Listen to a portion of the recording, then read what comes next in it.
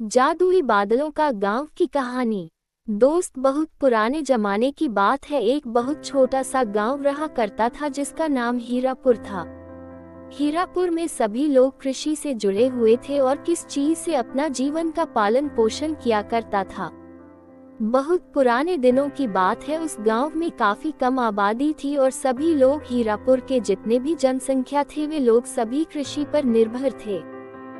हीरापुर के सभी लोग किसी का काम कर कर अपने खेतों में अनाज को गाकर बाजारों में तथा मंडियों में बेच दिया करते थे। इसी तरह से सभी लोगों का जीवन का पालन पोषण हो रहा था।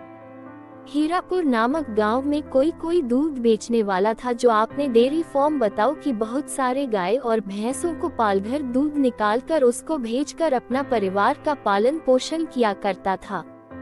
गांव के सभी लोग बहुत ज्यादा खुश रहा करते थे क्योंकि उनकी खेती बाड़ी बिल्कुल अच्छी तरह से हो रही थी। लेकिन एक बार की बात है, उस गांव में बहुत ज्यादा सूखा पड़ गया था क्योंकि उस गांव में 2 सालों से बारिश नहीं हो रही थी। बारिश न होने के कारण बहुत सारे लोग अपने खेतों पर मायूस होकर बैठ जाते थे और बारिश होने का इंतजार किया करते थे। लेकिन 2 साल होने के बावजूद भी उस जहां में किसी प्रकार की कोई बारिश नहीं हो रही थी। गांव के सभी लोग अब पलायन करने के बारे में सोच रहे थे क्योंकि अगर वे लोग वहां रहेगा तो उसके मरने की स्थिति हो सकती है। हीरापुर गांव में जो लोग कृषि का कार्य किया करते थे, वे लोग अपनी जमीन को बेचकर कम दामों में ही बाहर निकालने के बारे में सोच रहे थे। साथ ही साथ आपको जब भी बता दें कि जो लोग उस गांव में डेयरी मतलब दूध का कारोबार किया करता था, वह लोग भी बहुत ज्यादा मुसीबत में पड़ गया था। सूखा होने के कारण खेतों में चारा नहीं बचा था और न ही हरे भरे घास दिखाई दे रहे थे।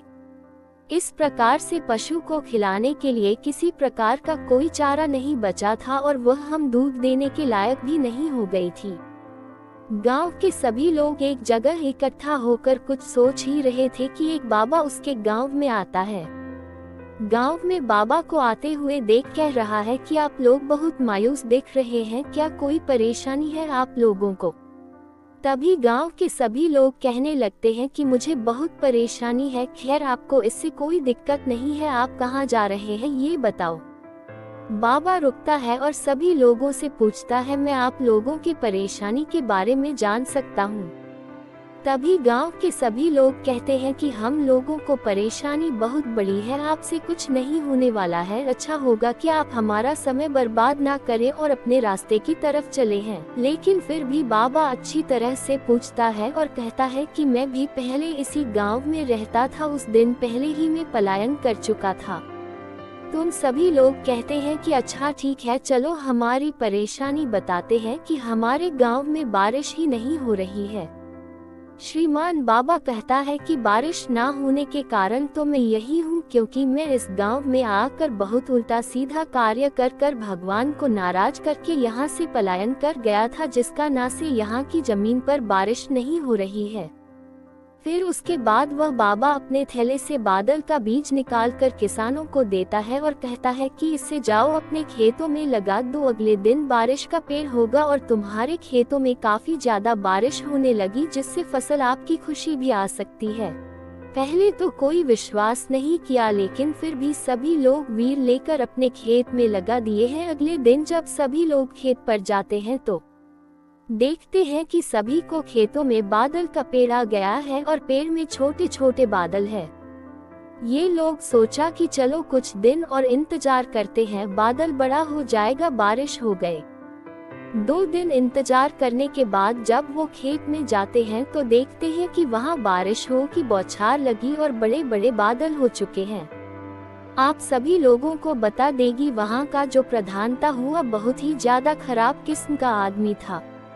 वह नहीं चाहता था कि गांव के सभी लोग खुशहाली में रहे हैं और वे लोग अपनी फसल का पूरा मुआवजा मार्केट में जाकर भेज सकें। देसी गांव के प्रधान को इस बारे में पता चला कि लोगों के खेत में बादल लगे हुए हैं और वे लोग खुशहाल हो जाएंगे। तो प्रधान ने अपने नौकरों को आदेश दिया और कहा कि जाओ रात में सभी के खेत से बादल चुरा कर ले आओ और अपने खेत में लगा दो। सभी लोगों ने रात के अंधेरे में गया और बांदा को अपने घर में लाकर छुपा दिया था।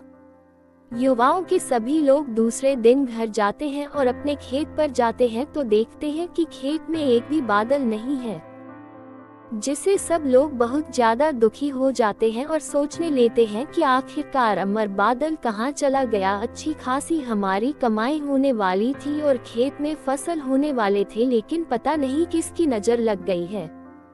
गांव के सभी लोग अपने अपने खेत में खड़ा होकर सोच ही रहे थे कि अचानक खबर आती है कि प्रधान के घर बाढ़ आ चुकी है।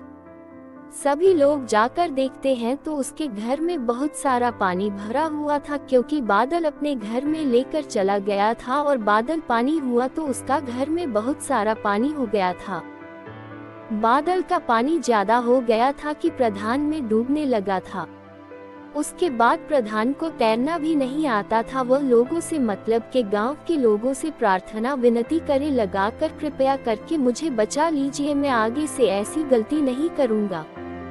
गांव के एक व्यक्ति पानी के अंदर जाता है, उस प्रधान को बचाकर बाहर लेकर आता है।